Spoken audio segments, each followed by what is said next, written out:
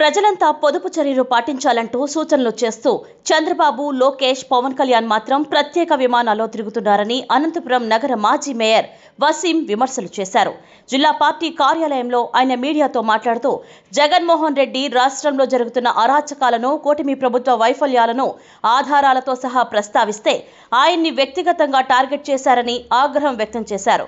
ఆయన అడిగిన ప్రశ్నలకు సమాధానం చెప్పలేక వైఎస్ కుటుంబంపై ఇష్టం వచ్చినట్లు మాట్లాడుతున్నారని, వైఎస్ రాజశేఖర రెడ్డి గతంలో ఏం చేశారన్నది రాష్ట్ర ప్రజలు చూశారన్నారు. ఆయన చేపట్టిన సంక్షేమ కార్యక్రమాలే నేడు దేశంలో అనేక రాష్ట్రాలకు ఆదర్శంగా నిలిచాయన్నారు.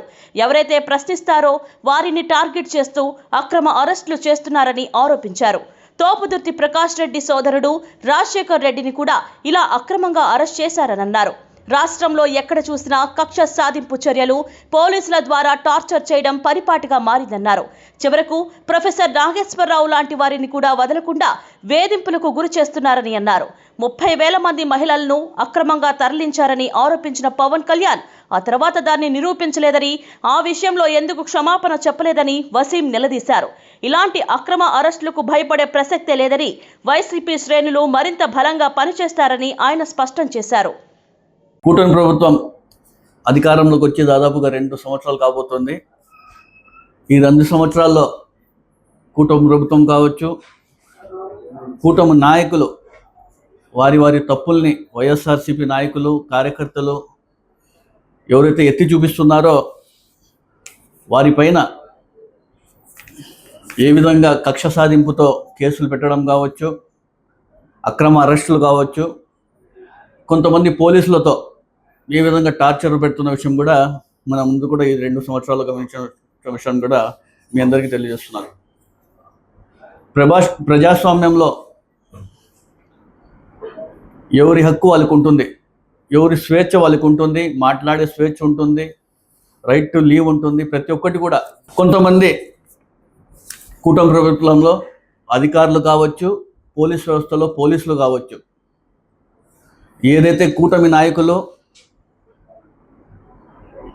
వాళ్ళు చెప్పిన మాటలకి ముందుకు వెళ్తూ వాళ్ళ కూటమి ప్రభుత్వానికి తొత్తులుగా పనిచేస్తున్న విషయం కూడా మనం అందరూ కూడా గమనించాల్సిన విషయం. నేను ఒకటే చెప్పదలుచుకుంటున్నాను. మీరు బెదిరిస్తే ఏమైనా వైఎస్ఆర్సీపీ నాయకులు కావచ్చు, కార్యకర్తలు ఏమైనా భయపడతారా? ఆఖరికి విలేకరులను కూడా బెదిరించే పరిస్థితి వచ్చిందంటే ఎంత దౌర్భాగ్య పరిస్థితుల్లో ఈరోజు కూటమి ప్రభుత్వం పరిపాలన అందిస్తున్నా కూడా ప్రజలందరూ కూడా ఒకసారి గమనించాలని తెలియజేస్తున్నాను. ఎవరైనా ఏం చేస్తారు? కూటమి ప్రభుత్వం చేస్తున్న పనులు ఉన్నట్టుగా పోస్టులు పెట్టినా కూడా ఈరోజు ఏ విధంగా బెదిరిస్తున్న విషయం కూడా ప్రజలందరూ కూడా ఒకసారి గమనించాలని చెప్పేసి నేను తెలియజేస్తాను. వైఎస్ఆర్సీపీ నాయకులపైన, కార్యకర్తలపైన కూటమి ప్రభుత్వం ఏ విధంగా వ్యవహరిస్తున్న విషయం కూడా మనం అందరూ కూడా చూస్తున్నాం. కక్ష సాధింపులు కావచ్చు, మాటలతో దాడులు కావచ్చు, కేసులు పెట్టడం కావచ్చు, అక్రమ అరెస్టులు కావచ్చు, అదేవిధంగా పోలీసులతో ఏ విధంగా ఇబ్బంది పెడుతున్న విషయం కూడా అందరూ కూడా గమనించాలని తెలియజేస్తున్నాను.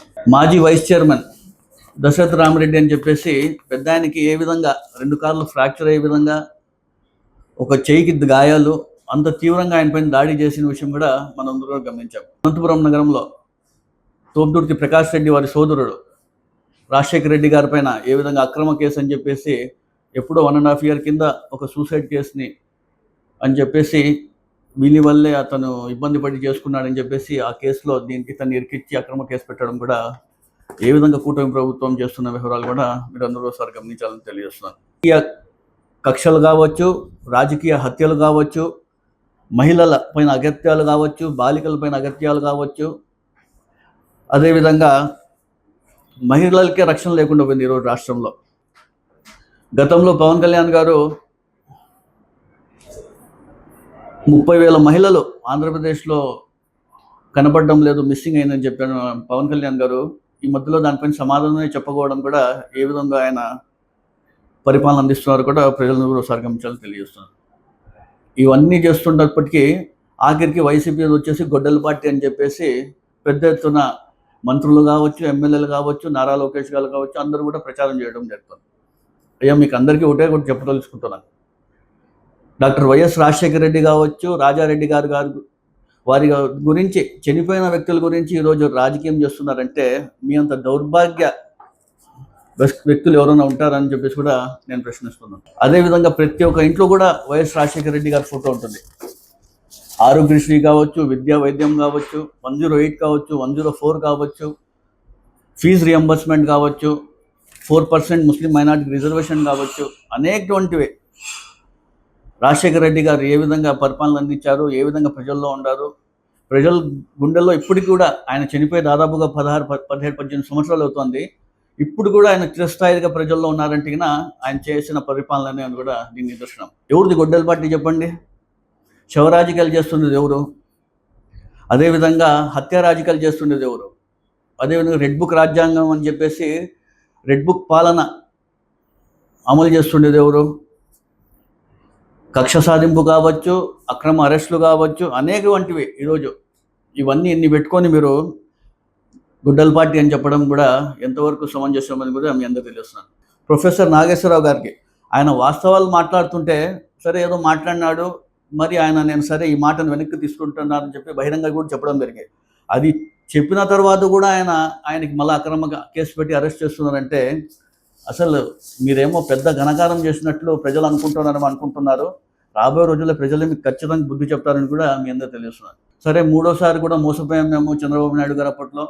4వసారైనా మాకు మంచి చేస్తారనుకొని ప్రజలు నమ్మి ఓట్లు వేస్తే ఇప్పుడు వరకు కూడా ఏ ఒక్క హామీని కూడా పూర్తి స్థాయిలో నెరవేర్చకపోవడం కూడా, దీనిపైన ప్రశ్నిస్తే టార్గెట్ చేసి మరి మాట్లాడడం కావచ్చు, అతనికి ఇబ్బంది పెట్టే విషయం కూడా మనం చూస్తున్నాం. ఫ్రీ బస్సు ఉండదు, రాబోయే రోజుల్లో ఆర్టీసీ కూడా ఉండేది విషయం కూడా ప్రజలందరూ ఒకసారి గమనించాలని తెలియజేస్తున్నారు. జగన్మోహన్ రెడ్డి గారు చూస్తే 1,30,000 సచివాలయ వ్యవస్థ పారదర్శకంగా అపాయింట్ చేసిన విషయం కూడా మనం చూసాం. కానీ ఈ మధ్యకాలం చూస్తే డిఎస్సీ పైన అనేక అక్రమాలు జరిగినాయి, అవినీతి జరిగిందని చెప్పేసి కూడా వార్తలు వస్తున్న విషయం కూడా మనం చూస్తున్నాం. ఈరోజు ఒక జీవో కూడా చూడడం జరిగింది. దీనిపైన ఎవరైతే మీరు ప్రశ్నిస్తారో, ఎవరైతే దీనిపైన మాట్లాడతారో వారిపైన డిఫమేషన్ కేసు వేస్తూ క్రిమినల్ కేసు కూడా పెడతామని చెప్పేసి కూడా ఈరోజు ఒక జీవో కూడా చూడడం జరిగింది. పెన్షన్ సంబంధించి చూసుకుంటే జగన్మోహన్ రెడ్డి గారు 66 లక్షల పెన్షన్స్ ఇవ్వడం జరిగింది. చంద్రబాబు నాయుడు గారు చూస్తే అధికారంలోకి వచ్చినప్పటి నుంచి ఆయన 6 లక్షల పెన్షన్లు తీసేయడం జరిగింది. 2 సంవత్సరాల కాలం అవుతుంది, ఇప్పుడు వరకు ఒక కొత్త పెన్షన్ ఇవ్వలేదు. కానీ ఇప్పుడు చంద్రబాబు నాయుడు గారు చూస్తే ఏ విధంగా ఇబ్బంది పెడుతున్నారు కూడా ఒకసారి గమనించాలా. ఐఆర్ లేదు, పిఆర్సీ లేదు, పెండింగ్లో ఉన్న డిఎల్ లేవు. కేవలం మాటలు చెప్పి ప్రభుత్వాన్ని ముందుకు తీసుకుంటున్న విషయం కూడా ప్రజలందరూ ఒకసారి గమనించాలి తెలియజేస్తాను. ఫీజు రియంబర్స్మెంట్ గురించి అయితే పట్టించుకోరు. హాస్టల్ వసతి గురించి కూడా దాని బకాయిలు కూడా పట్టించుకోరు. రైతులు అయితే ఏ విధంగా ఇబ్బంది పడుతున్న విషయం కూడా ఒకసారి గమనించాలా. రైతులు పండించే పంటలన్నీ కూడా గిట్టుబాటు ధర కూడా లేని విషయం కూడా గమనించాలా. పెట్రోల్ డీజిల్ ధరలు చూసుకుంటే మన భారతదేశంలోనే ఆంధ్రప్రదేశ్లో ఎక్కువ ఉంది. చంద్రబాబు నాయుడు గారు కూటమి ప్రభుత్వం కీలకంగా ఉంది సెంట్రల్ గవర్నమెంట్లో. ఎందుకు ఈయన మాట్లాడి ఆ వ్యాట్ని తగ్గించి ఆంధ్ర ప్రజలకి భారం లేకుండా చేయలేరా?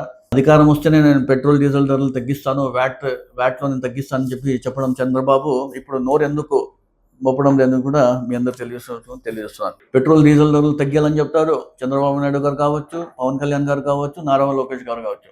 వీళ్ళందరికీ కూడా మాత్రం ప్రైవేట్ జట్లు, చాపర్లు ఉండే విషయం కూడా అందరు గమనించాలి. ఎక్కడ హైదరాబాద్కి వెళ్ళిన చాపరే, చిన్న ప్రోగ్రామ్కి వెళ్ళిన చాపర్లోనే ప్రైవేట్ జట్లు వెళ్తున్న విషయం కూడా ప్రజలందరూ కూడా ఒకసారి గమనించాలని తెలియజేస్తున్నారు. కేవలం జగన్మోహన్ రెడ్డి గారికి సమాధానం ఇచ్చే దమ్ము ధైర్యం లేక వీళ్ళ దగ్గర ఆన్సర్లు లేవు కాబట్టి మీకు సమాధానం ఇవ్వకూడదు అనుకుంటే మౌనంగా ఉండండి. కానీ పర్సనల్గా టార్గెట్ చేసి మాట్లాడడం ఇది ఎంతవరకు సమంజసమో తెలియజేస్తున్నాను.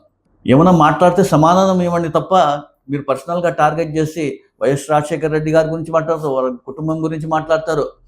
అయ్యా, ఇవి రాజకీయాలు చేయండి, కానీ ఇంత నీచంగా రాజకీయాలు, దిగజారి రాజకీయాలు చేస్తున్నారంటే కూడా ఒకసారి ప్రజలందరూ కూడా తెలియజేయాల్సిన అవసరం ఎంతైనా ఉంది. 2000 కాలంలో మీరు చేస్తున్న అరాచకాలు, అవినీతి, అక్రమాలు, మీ దౌర్జన్యాలు అవన్నీ కూడా ప్రజలందరూ గమనిస్తున్నారు. రాబోయే రోజుల్లో ప్రజలు మీకు అందరికీ బుద్ధి చెప్తానని తెలియజేస్తున్నారు.